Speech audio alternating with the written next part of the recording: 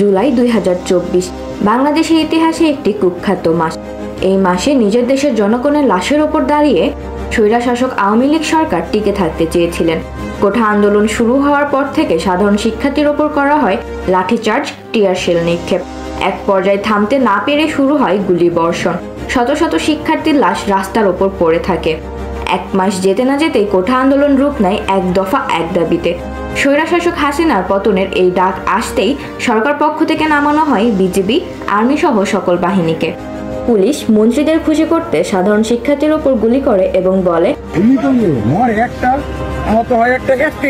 কেউ পালাতে চায় না। রাত হেলিকপ্টার থেকে গুলি ছোড়ে।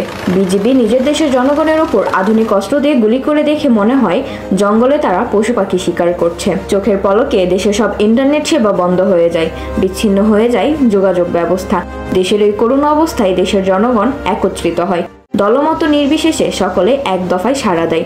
সবাই রাজপথে নেমে আসে। এমন পরিস্থিতিতে সমন্বয়কদের মাধ্যমে বার্তা আসে 6 তারিখ নয়, আগামীকালই হবে লং মার্চ টু গণভবন এবং সেই কাঙ্ক্ষিত দিন 5ই আগস্ট বা 36 জুলাই। গণভবন অভিমুখে লক্ষ লক্ষ সাধারণ জনগণ যাত্রা শুরু করে।